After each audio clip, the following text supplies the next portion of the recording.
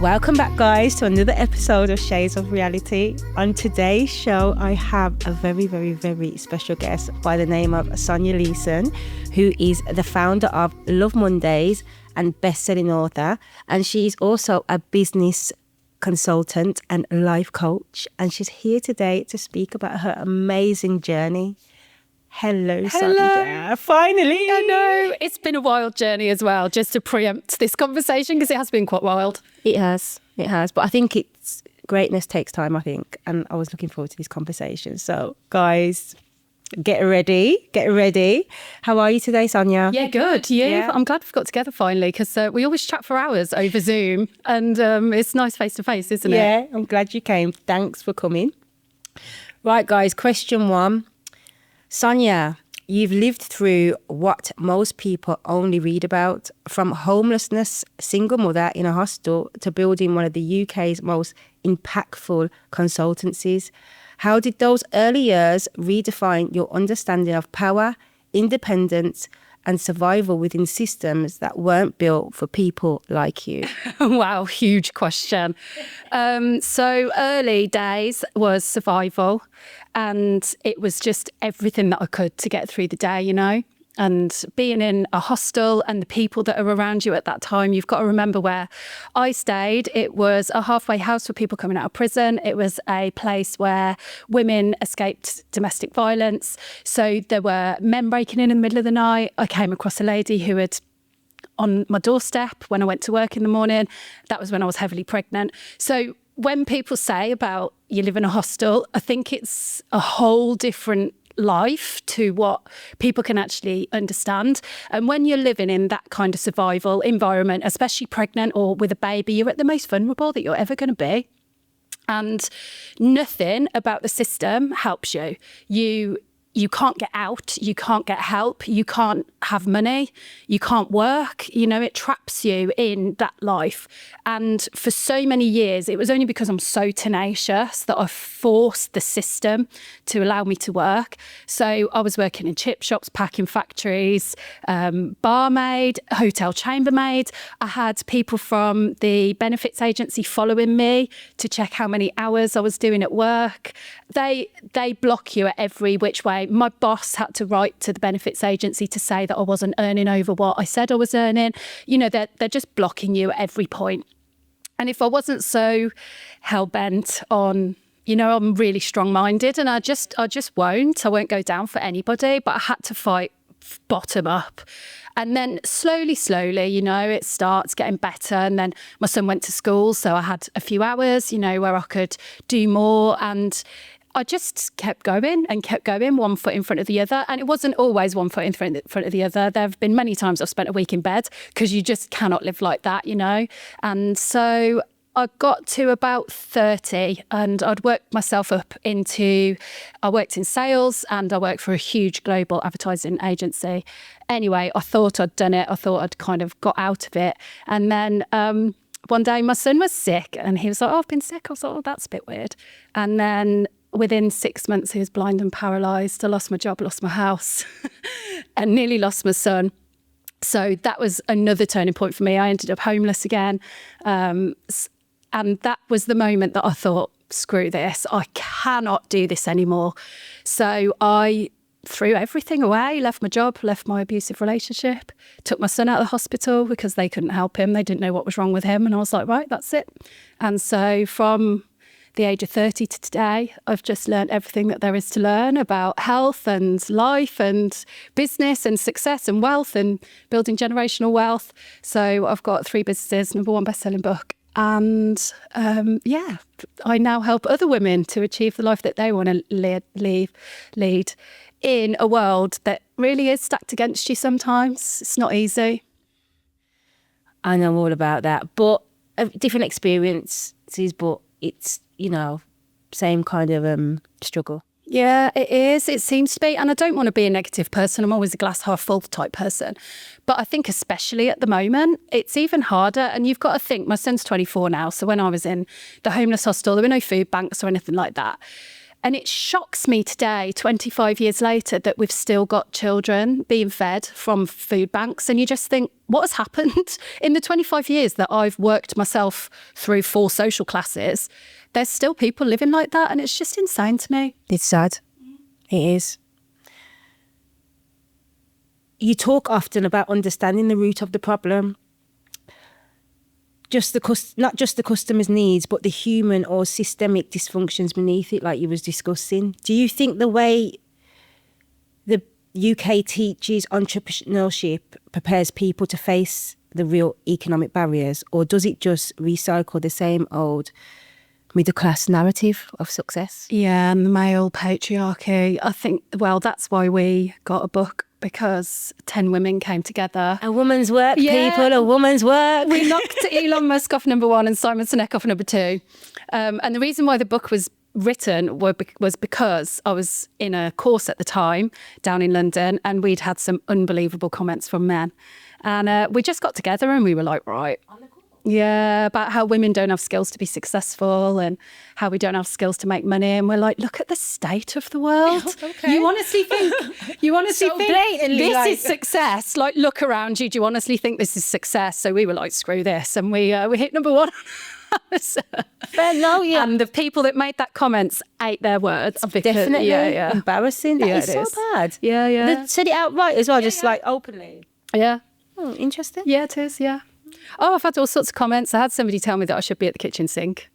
Oh, I had one guy. In a public, like in a place, in a setting where business events, is that what people say now? Okay. A networking event, and you have to stand up and do 60 seconds. And there was probably about 200 people in this room. And I won't say the organisation because everybody will know. And I stood up and I did my pitch, and somebody out and out said, "Are you the PA?" I was like, "No, I'm the managing director." Yeah. So I don't know if that answers your question, but yeah, it's just bias and stereotype discrimination, isn't it? When that happens, like people just assume because you're a woman, you probably look a certain way. Oh, she deserves to be PA. She's just pretty, or do you know what I mean? Like, it's just. I don't think you're ever prepared. I think when you start a business, you're like, oh, this will be easy, and then the compliance and the everything that you have to set up to just get through, and the tax and the VAT and you're just like, oh my God, I need a team of people just to get through the basics. I went through that because I'm running 2 businesses, and I was like, yeah, I only need to do this, I only need to do that. No. And because I've got I'm very integral, so it's very difficult for me to find the right people. It's not just about getting the job done, it's about how they're getting the job done and who they are, because who they are determines how they get the job done. Does that make sense? So I'm integral, so it's like, yeah, you probably got loads of experience, but your attitude, your morale, like I can't. So yeah, it's been a journey, but I'm there now. I'm there. I'm happy with who I'm working with. I think most people just won't give up. I'm not. No way yet. I'm determined because it's very easy to be like, there's got to be an easier way. I think I've been there because you've got other things going on, so you think, oh, as long as that's sorted. But now I've got more time and space to actually sit down and be intentional. Really intentional about what I'm doing, because before I was doing other things. I was like, as long as it's done, but no, because it's not done to my standards, I'm going back. Yeah, I'm repeating cycles. I'm going back, and it's like, no. You always get better though.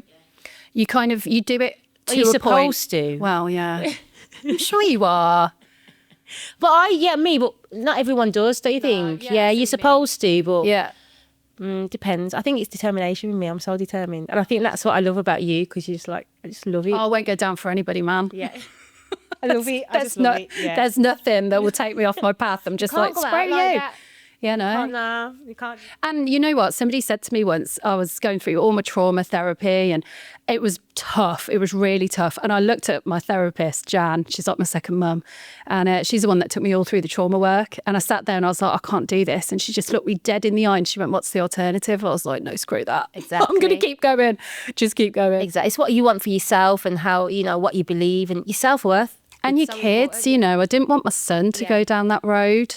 So that gives you another fight. Yeah. Definitely. I think, I haven't got children, but imagine if I did. If I'm like this now, then yeah, it'd be even bigger. Yeah, I think that would make me even more go harder. I think me not having children has probably set me back a bit more, because I think I don't have, it's my responsibility. I haven't got nothing to kind of do it for. So I think I think I'll be more relaxed about certain things. But I think if I had children, I think, yeah. Brings out a whole other side. Yeah, I can only imagine. Definitely. 12 years in the business is a lifetime in today's economy. Can you take me back to one of those make or break moments when you either had to rebuild, pivot, or walk away? What did that season teach you, Sonja, about self-reliance, decentralization, and designing a business that can't be easily controlled or collapse? Yeah, I think it was probably COVID. And I was one of the ones that had no furlough, no grant support. I think there was 3.3 million managing directors that didn't get any help. So I was a single mum, and it was a defining point in my life, because I really sat there and I was like, I've made some wrong decisions, because my son was at college, but he got a part-time job in a cocktail bar. And when the whole world shut down, my son got furlough. So he was on 1,500 quid a month and I was on nothing. And I thought, how has my 17-year-old son got more money coming in than me, who has paid taxes, had apprenticeship, I've had apprentices, I've trained people, I've done so much good in the world through my clients. I've had clients on TV. I've had clients that are solving huge problems for people. And I just think, oh my God, all the good that I've done in this world, and I'm going down, there's no help. And then once you pick yourself back up from that, it's like, okay, so what's the alternative? Do I let go of everything, or do I just find a way through? And luckily, I got a contract with a charity who needed to automate all of their, when you pay £25 a year or £25 a month or whatever, sponsor an animal. And that kept me going. So I think it was about 6 months, because it was a huge project. And I thought, right, that's my sign, that I can keep going. And so I did. And then it got to the December in 2020, and we were just going back into lockdown, and I was like, that's it, I'm out of money. And the only thing that's ever kept me going is I've always kept 3 to 6 months money in the bank. I don't have debts, I don't have really low overheads in that sense. And my money was just going down and down and down and down. And it got to the December. I still don't know to this day how this happened, but I was sat at my laptop and I was like, that's it, I'm either paying my bills or I'm getting Christmas presents. So I messaged everybody and I just said, I'm so sorry, I've got no money, I need to pay my bills, I can't get presents. And everyone was like, oh my God, I completely understand. I opened my emails and the local council emailed me and said, we've got a discretionary fund, do you need help? And I was like, yeah. And they said, can you send me your bank statement? I had £300 in my business bank account. I sent them the statement and they sent me £3,500 there and then on the spot. Wow. Paid my salary, got through Christmas, and then in January my business picked back up again. They paid you that? What was that? What was that? It was just discretionary from the council, so you had to prove that you'd had no help, and obviously I hadn't. And they just said, we've got a pot in case businesses are going under. And I was like, I'm going under. Wow. Yeah. And then I just always thought then, right, this is it. This is the universe saying, this is your path. We're going to help you stay on it. And then touch wood, everything's been all right since then. But it does make you question. I think there's pivotal points like that where you're like, am I on the right path here? And either the answers come yes or the answers come no. And I just try and follow them. I just try and follow those signs that keep coming. Because if that hadn't come, I would have had to have questions and it would have led me onto another path. And when I was younger, I used to think, my whole life's falling apart. But now I'm like, no, this just is directing me. Yeah. Definitely, yeah. You came from a strong background, Sonja, in tech and strategy, 2 fields that are constantly reshaping how we rebuild and sustain business.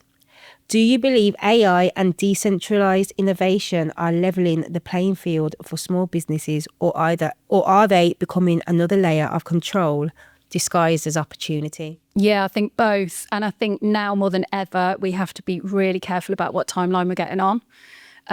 Do you want your bank linked to this, that and the other? Or do you want to take tech and harness it for your own advantage? And my mission in this world is to move the money from the hands that it's in now to the healers, to the women, to the people that are doing good, to the businesses that are giving people a chance and investing in people.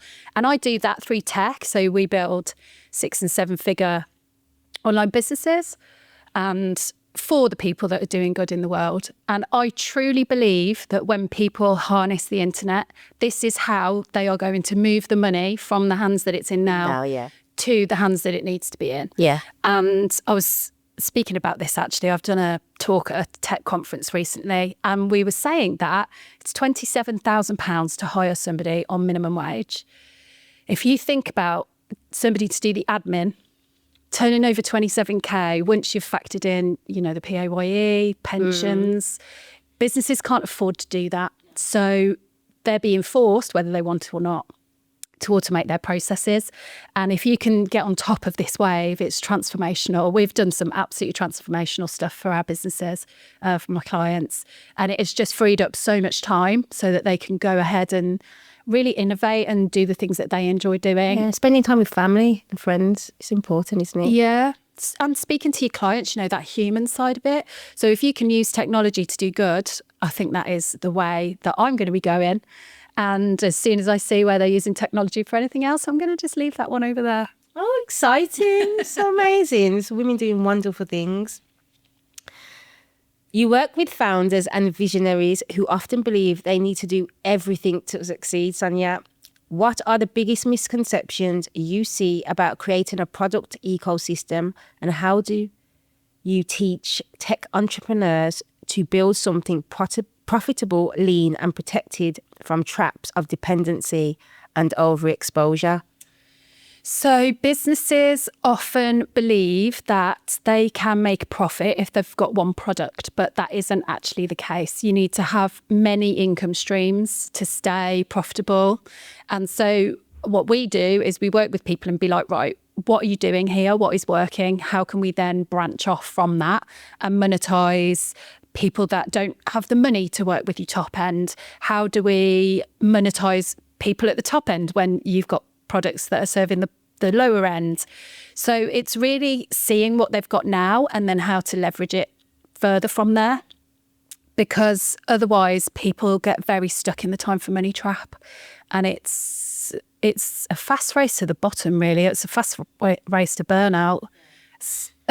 Don't we all know that? We've all been there. Most of us, yeah, definitely. So is that what you'd recommend, kind of thing? Just thinking about how you can do things differently. I always think everyone's got 24 hours in the day. So why is it that some people are millionaires and why is it some people are on benefits?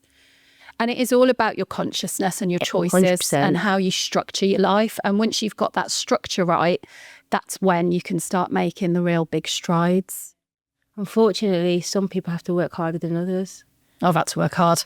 Life isn't fair, but is it supposed to be? I don't know. Is it supposed to be? For whatever reason, isn't it? Yeah, I think so. When people say it's not fair, but what isn't? Like, I think some of the things that I've had to, well, why did I have to go through that? But I was meant to for a reason. I don't think like that anymore. I think I've stopped that for the last 10 years, especially when I got to my 30s. My mindset changed. People say your mindset changes in 40s. Mine changed in my 30s. I got more relaxed about things, and whatever's happening. Yeah, did something happen to make you think, hang on, I'm not in control here? I went to London. London taught me a lot. Then that 6-7 months taught me a lot about money and different streams of income and integrity and who you want to be. It really did. And I come back, just different mindset. Yeah. And yeah, that was it. So that was my early 30s. I think the more you go through, the more capacity you have for understanding others, for figuring things out. And I feel that if people don't go through things, they really struggle in this life. Because I'm at that point now where things don't rock me as much. They used to. I used to think, oh my God, my life's ending. But now I'm like, okay, what's this for? It's for something. And once you get to that point, it gives you a whole new level of trust, I think. Yeah, definitely. That's how I'm feeling. So it's like, whoever wants to be here. Who doesn't. Businesses, personal, everything. It is what it is. That's great. Yeah, it is what it is. Every market shift brings panic, recessions and policy changes, AI revolutions, yet Love Mondays keeps evolving. How do you help businesses stay agile and visionary when the system itself seems designed to keep them small and compliant? I'm way ahead, man. I live in 2055. That's why. And I'm decentralised. I'm so decentralised. Like my son getting ill in 2012, I had to get out of the medical system because the medical system couldn't help him. And bearing in mind, I was on 10 medications. I was on medication for anxiety, depression. I was on medications for my stomach, for my periods, for my migraines, for my thyroid. I was on everything. And I got to a point where I was like, hang on a minute, this isn't it. However, now I'm at the point where I know more than them.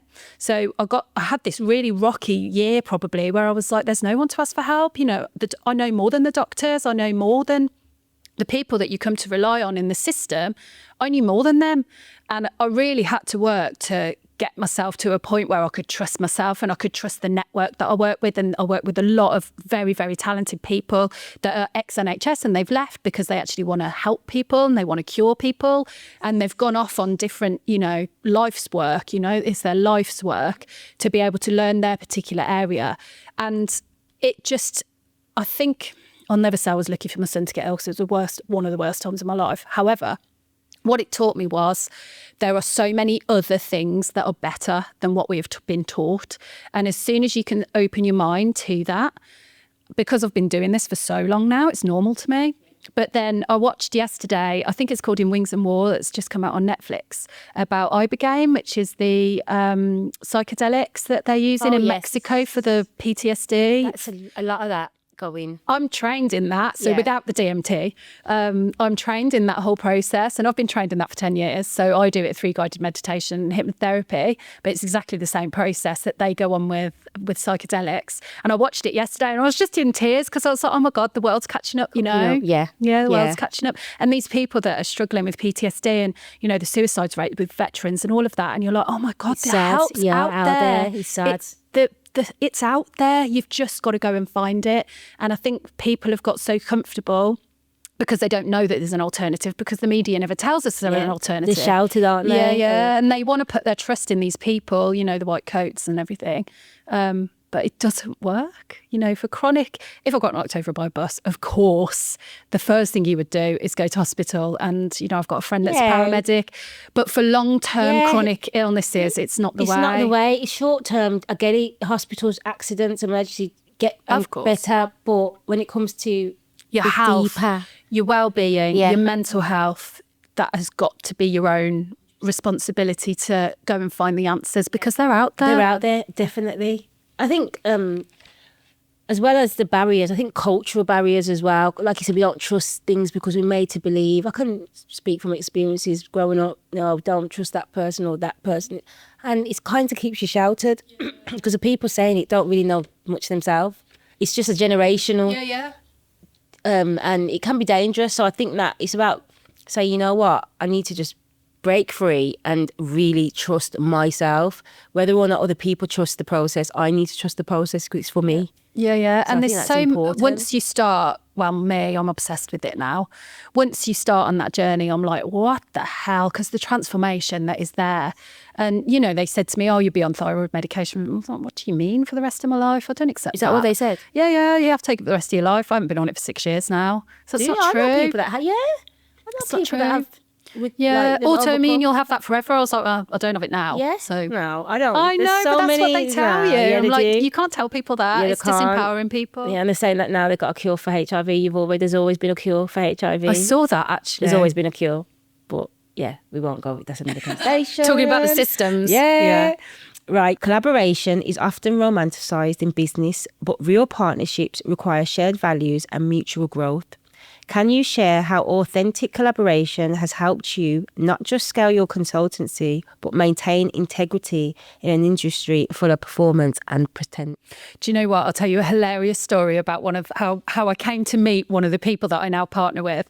I did a business accelerator down in London and you get chatting in the room. There was like 70 people.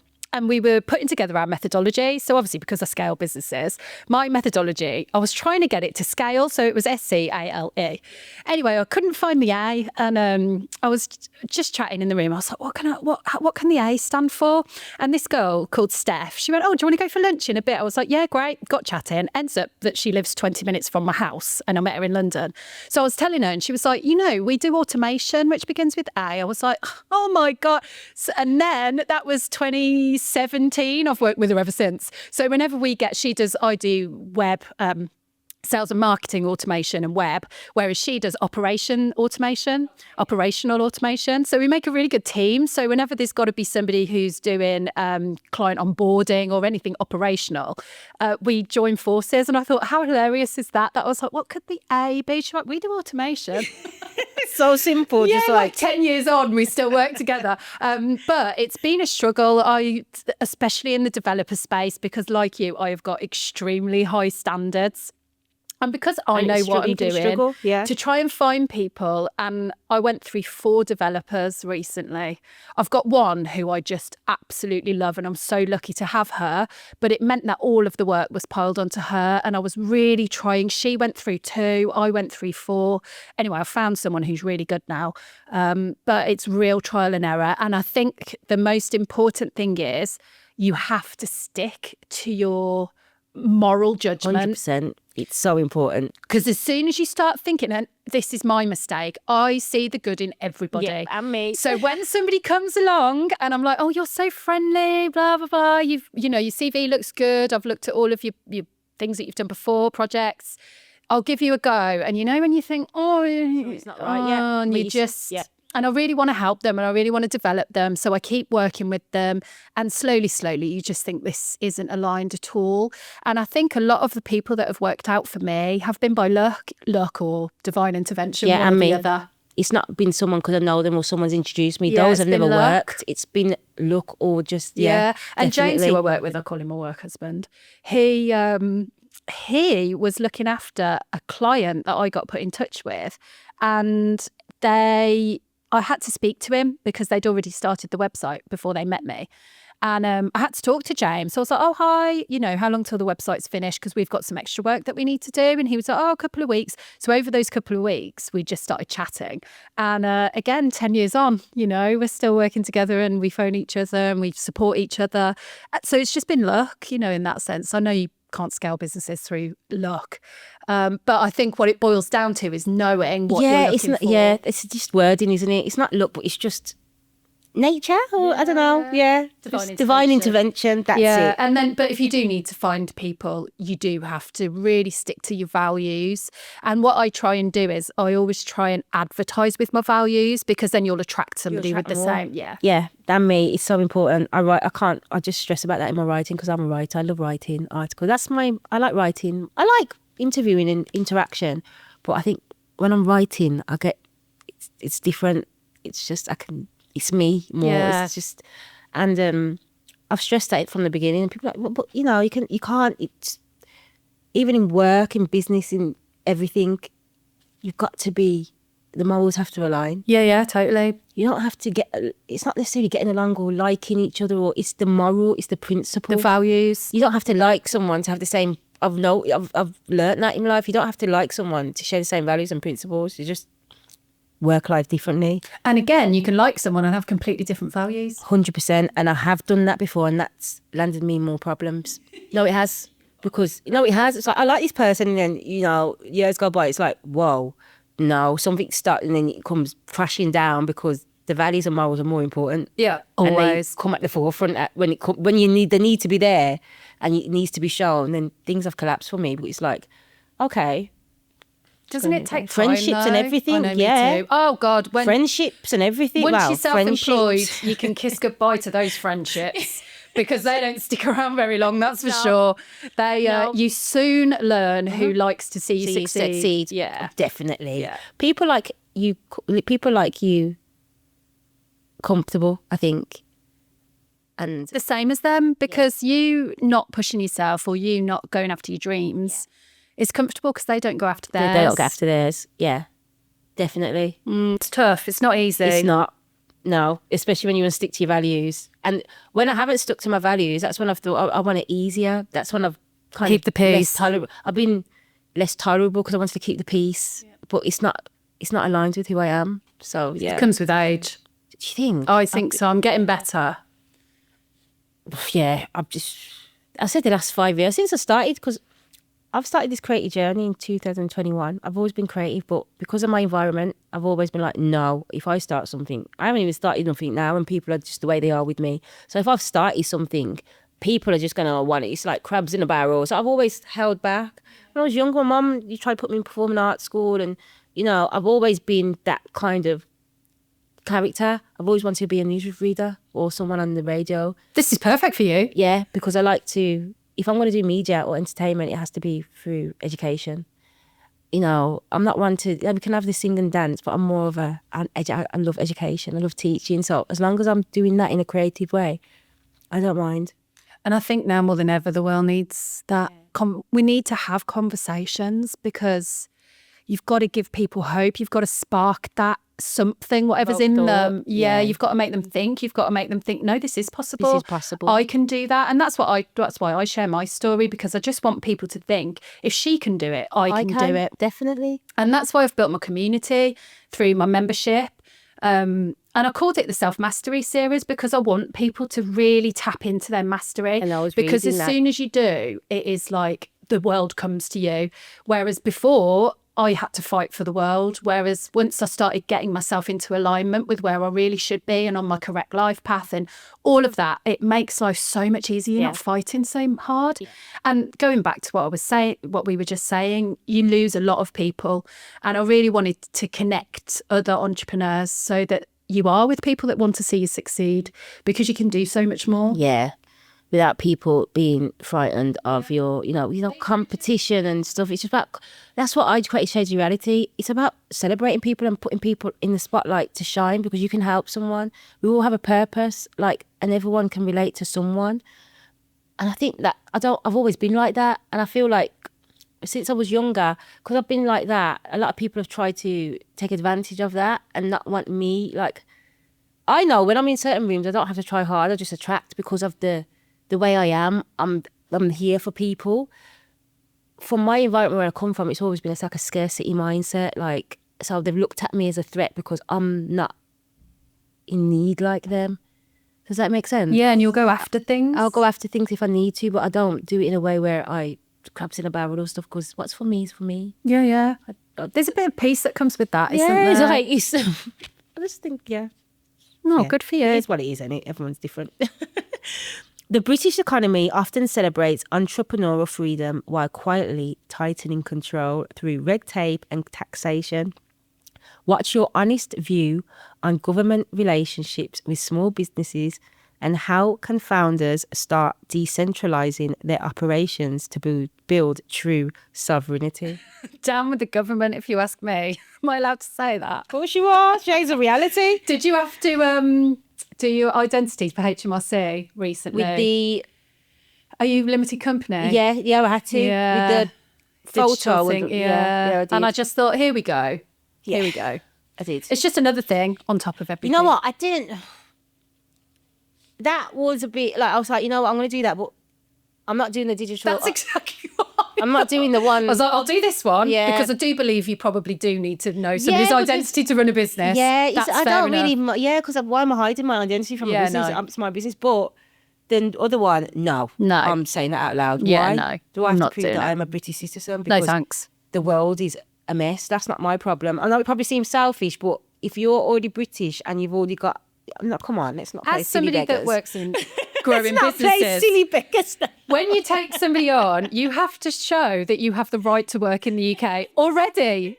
So if they're not doing that now, the chances of them doing it with a digital ID, pretty small. Exactly. Pretty small. It's not for that. No. It's for more sinister reasons. Yeah, no, My that's opinion. My opinion. So going back to what I do is I speak to my clients. I'm like, right, how are we building this? How are we building this? How can you get out of this pattern or block or control? Because it is getting worse. Do you think it depends on the business, the advice you give them? Or We is it work for with a lot of service-based, so I think that's a lot easier. Coaches, therapists, people that are working one-to-one more, they struggle to scale because they run out of time. Yeah. So helping them to understand their mission, what they need to communicate, and being able to do that on a bigger scale through digital assets, online courses, webinars, all of that stuff that we build and help them build to scale. It helps them to then have money in the bank, so then they can think, okay, right, what am I doing with this? Do I want to go and work abroad? all of those things that you can't think about when you're in survival is what we kind of focus on, getting them into different mindset of being sovereign. And, you know, how do you want your life to look? Do you want your kids to go to private school? Do you want your kids to, you know, what do you want out of life? Yeah. And that's how you should build your business. I think, you know, starting a business is one thing, but building a business that aligns to your values in your life and what you want to achieve out of that is totally possible. Yeah, that's beautiful. Thank you. You've built businesses that not only survive systems, it outsmarts them. When you think about the next decade of Love Mondays, what's the vision? Is it about scaling up, or is it about helping more people break free from traditional models and designs? I think I know the answer to It's the revolution. I'm here for the revolution. I just cannot anymore with this. It's the constant fight against anything. Our freedom, our God-given. I just think you couldn't make this up. You know, we're told how quickly or slowly to drive. We're told when we can park and when we can't park. We're told how long we can have a coffee for because you can't leave your car any longer than we tell you you can leave your car. And you go meet your friends. It's like, oh, I've got to go because it's just like, oh my God, like it's all the joy. There's no joy because there's no freedom. So I'm really about freedom. Like, I've always asked those questions as a child and no one around me had the answers. Oh, because we just because I've always asked those simple questions. Why do we do this? Why do we have to pay for that? Why are we paying for water? Like, what? I used to ask them out loud and everyone's looking at me like, why is she asking them questions? We're the only animal. Like, I'm like, we're the only animal on the planet that pays to live on it. Like, and I've asked them since a child and no one's had the answers. And now it's, you know what it is? It's beautiful to see now. You know when COVID happened? I was on the front line as I do, working in NHS mental health. That's what I do in the day job. And I was looking at the world around me. My life didn't change because, you know, I was working normally.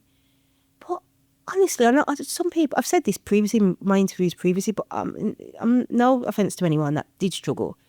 But for me, this is where Change Reality I created it, because I had time to think. There was too much noise in the world before. Yeah. And I'm not saying it should have took that, because it shouldn't take that to do what it done, but clearly it had to. Yep. Do you understand it was me? the biggest global reset I think we've ever had. Blackpool Beach, my friend was on Blackpool Beach. I was like, where are you? You know, because flights were, I said, where are you? How did you get on the flight? You didn't, because she never took the vaccine. She's like me, like, no, we're not doing that. No, so I'm like, how did you? I said, you took the vaccine. She's like, no. I said, so where are you? She's like, I'm in Blackpool. I said, no, you're not. She put I said, what? The sea was green, like it was in Hawaii. The fishes, the tropical fish. Britain is beautiful, the surrounding areas. We just don't see it because... Do you remember the dolphins came back to Venice? Yeah.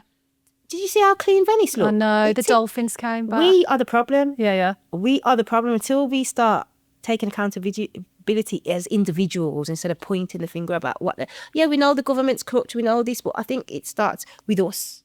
It's all the more reason to get out of it. Yeah, once we get educated enough and powerful enough and sovereign enough and spiritual enough to realise that, we can fight that, but we can't fight that when we need to fight our own demons. It's the spiritual warfare. The man and the woman hating online is wild. I get served reels on TikTok and Instagram about how trash men are, and I know men are getting served reels about how trash women are.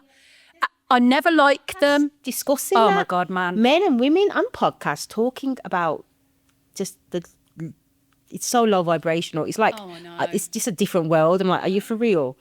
No. Like, I see it as entertainment sometimes, but I'm like, nah, I can't watch too much of it. It's only small doses. Some of the reels are hilarious, and I will laugh, but I'm very, very cautious not to like them. Yeah, I've got a son. I've got a 24-year-old son.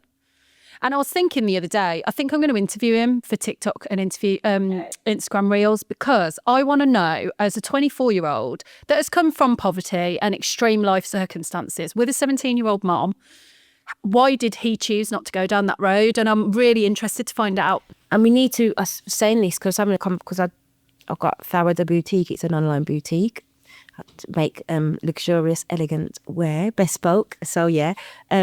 And my sister was trying on a dress because she's one part of my sister and my friend's daughter. She's young. They're younger. They're trying on dresses, and we were just talking about that, the generation and stuff. And I said we need to start praising the ones that have been through stuff but didn't take. It's always about the ones that have been through crap, or ex-prisoners, or ex-women that have gone through stuff. And there's not I'm all up for it, because it's about this is what this is about. But what about the ones that have gone through that, like your son and like me, but have chose not to? That is so hard to say no to things that you've been and he had no friends, because he didn't want to hang around with those types of people. But because you're from that, they expect you to. It's very, it's hard. I said to him recently, where do you think, if I hadn't worked this hard, which he had to put up with because I was hardly at home, he had to raise himself really when he got older, because I just worked so much to get us out of that situation. And I said to him, what do you think would have happened if I hadn't have done all of this? And he said, I'd probably be dead. I was like, me too. I think, I think we'd probably got into drugs or overdose, or Ben, being male, probably violence. Violence with the boys now. I think it's more scary for boys these days. Yeah. It's we need to praise that more, I think. Well, I'm going to ask you a question. Working in mental health, how do you think it's changing? What are you kind of seeing? In what sense? Changing in what sense? Society, in how they're thinking, or how they're struggling with mental health, or how they're behaving. I work on an LD ward, so it's LD forensic. So I think it's because it's a different aspects of mental health. I've worked in every area, but I think in the acute setting, because it's totally different, LD to mental health, it's totally different. With an acute mental health setting, I haven't worked in it for a while, but that setting, I don't think it's getting any better, me personally, because a lot of things, we've gone too woke. Yeah. And I think we haven't. Anxiety, trauma doesn't have to turn into mental health if it's got to before that. Trauma is not mental health, because you can get knocked over and deal with trauma. It's how you deal with it that can, like you've come out of it in a different way. I think when we put too much emphasis on, all right, you've been through that, and we make them feel like they're not worth it, or they can't get out of it. I think sometimes we as professionals, we don't help the situation because we encourage the self-pity.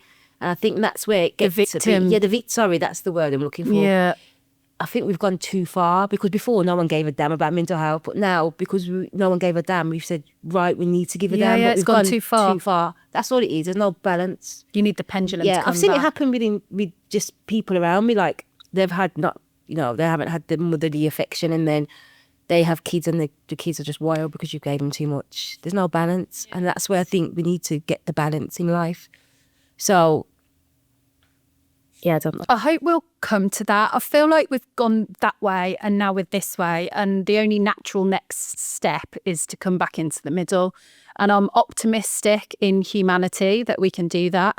And I think I'm very lucky working and living in the entrepreneurial space, because I see the things that people are doing, probably the same as you. I see the good in the world. But I have got a friend who's a paramedic, and all she ever sees is the bad in the world. And I just think the timeline you are on really makes a difference to what world you're living in. Definitely. Because there are so many worlds within this world. And the environments, people live in different worlds on the same planet. I live in a different world. Yeah, I've lived on all of the timelines. Yeah. So, I'm not yet. I haven't been a mother, but soon. I don't know. We'll see. Right. Where can the audience find your book? Yeah, it's on Kindle and Amazon, and also Waterstones. If you're not a Jeff Bezos fan, you can go to Waterstones. Also, you can get a free PDF download on my website. Okay, yeah. So they can go there, which is WeARELoveMondays.co.uk, and it's just on the top menu under book. So you can actually download the PDF from there. And I will say the one thing that I love about it is the typesetting inside. It's really beautiful. Yeah, we had some really lovely fonts. And so it's actually 10 women. We all did a chapter on some of the hard and soft skills in business that we believed would help more women into business. And we've got, I think it's 4.7 stars on Amazon. So I'm really annoyed about the one person that left a 3-star with no comment. Hater. She's probably someone that you annoyed. Like 10 probably. years ago. One of my friends that I don't speak to anymore. Yeah, hater. I'll give her a 3-star. Hater. Oh, thank you, Sonja. It was thank you. A beautiful conversation. Thank you for coming on to my show. Thank you for having me.